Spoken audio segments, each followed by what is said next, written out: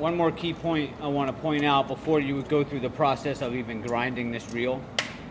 You want to check that the reel has no play in it, and I'll show you what I mean. Before you even sharpen it, if this is banging around here and you have play in it, which this one seems pretty tight, so you want to pull forward and pull side to side. Make sure there's no play in this reel. Otherwise, that's defeating the purpose of putting that on the grinder. Because once you put that on the grinder and those bearings are loose, that reel's just going to go up and down. You're not even going to get an even sharpen on this thing. Okay, so if this thing is loose at all in any way, you're going to need to go ahead, and that's a totally different video that I have up already, and replace these bearings on each side before you even sharpen it. But this reel's tight.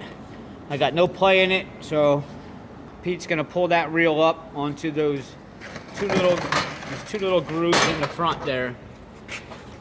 See the grooves there? And they're going to fall right in there. If it doesn't seat down, that means that your reel is resting on the stone, which we're still clear there we're not. All right, so are you seated good there, Pete? I think that's in, yep. All right, so he's seated pretty good there. Now, what you want to make sure is that, again, this socket is going to line up with this nut here. All right, so there we go. Right there, that looks pretty good. You're going to be tightened.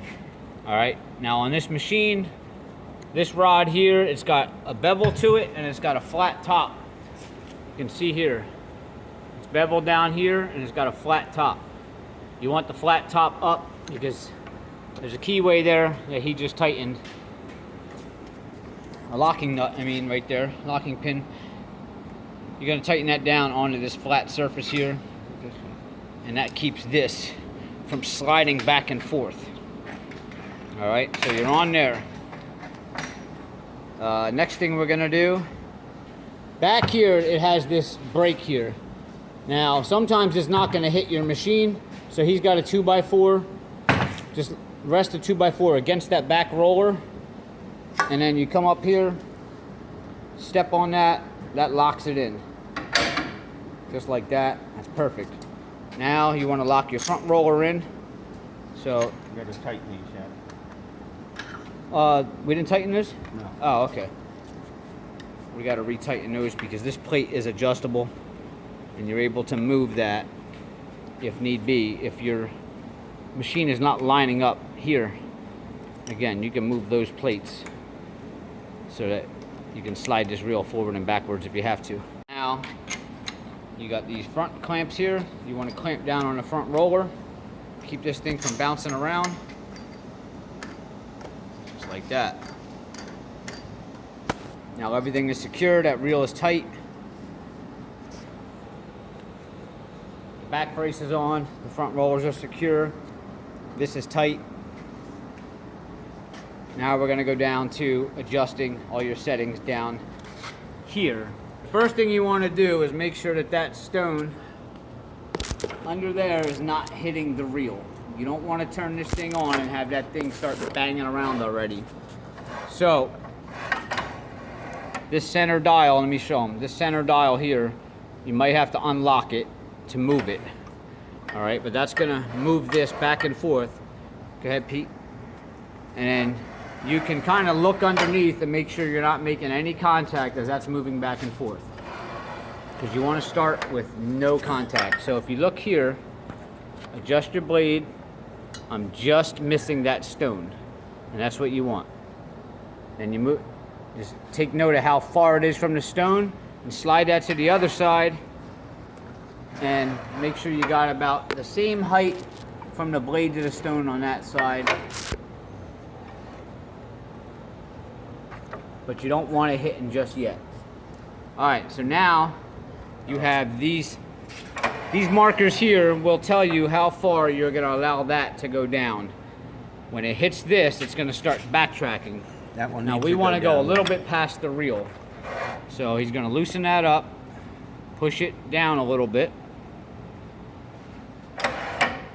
All right, and now he's able to just pass the reel with the stone, which is good.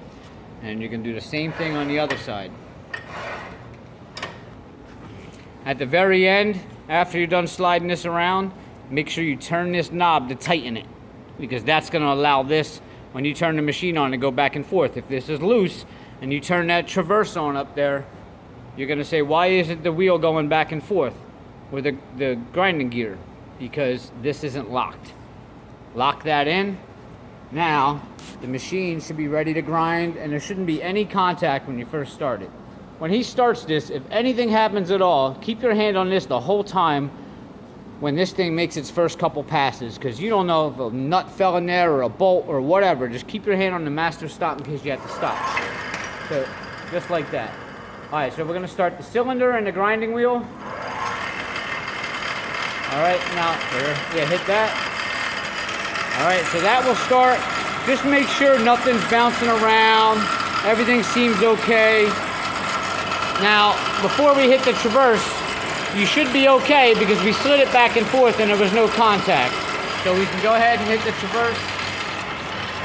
All right, now that will start moving. And you shouldn't have any contact at all, because we didn't want any at first. We want to be able to adjust this manually. All right, now you can see how this actually works here. When it hits here, it will automatically go back. It's going to hit there, and it's going to go back. All right, now, these things, and every machine might be different. You want to turn these ever so slightly until you start hearing friction on that blade. What these do is they're raising up that grinding stone closer to the reel. And you can see he's doing both at the same time in the same measurements. You're doing about a ½ inch at a time until you hear contact. And as soon as you hear contact, don't adjust anymore. All right, there we go. There's our first contact. You hear it? It's very sporadic. A little bit solider on that end. Coming back. Pay attention to the noise and the spark. All right, so it's just touching over here, and it's touching more on that end over there. Don't adjust anything yet. Oh, okay. All right, so you have the same noise all the way across, a little bit tighter there. But you're almost, that's telling you you're pretty much level. So you can go ahead and crank these down some more. At the same time, see if I can get a better angle here. All right, see the spark? We're in the back now. So that's when you want a constant spark all the way across. It's a little bit sporadic right there. That might be an imperfection in the reel. And a little bit there. So this side could be a little bit higher. You might want to turn that to lower just that side a little bit. We don't want that spark going in and out. We want a solid spark. So far, so good. The first pass, you're pretty much taking rust off, dirt off. You're not really grinding yet. Let it go about 2 or 3 minutes. Just get the reel a little bit cleaned up. Take out any burrs or imperfections. And then, now that you have it pretty level, you're going to adjust these both at the same time and dig in a little bit deeper. Bring that stone up a little bit more. All right, so this has been grinding for about a good 3 or 4 minutes. Just getting all the burrs out, any imperfections, all the surface rust. So now what we're going to do is we're going to dig in a little deeper. All right, that handle, we want to turn them at the same time because our grinding wheel is level now. So you want to turn them just a very little bit.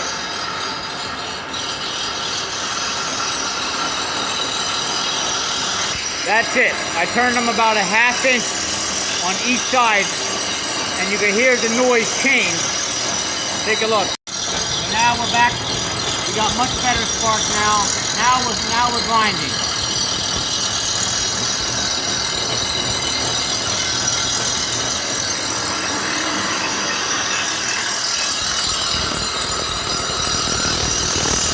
You want to pay attention to the spark. That spark on the stone, it should be all the way across. You want it kind of like that. You want that even spark. Alright, so what you want to do now, you want to stop the machine. Just hit the master stop button. Wait till everything is completely done rolling. Alright, you want to feel your blade. Now, you should feel little burrs on this. And that's telling you that it's sharp. Alright, which I do have. I have burrs on here. All the way across. Be very careful because this can get really sharp. Alright, well that's it. Showed you the ins and outs of the dual grinder. Hopefully this tutorial helped. And just remember, don't wear anything with really long strings hanging from a hoodie. No necklaces, jewelry, nothing like that. Because if it gets stuck in that reel, it's going to either break your jewelry or mess you up pretty bad. If not, kill you. Alright, we'll see you next time.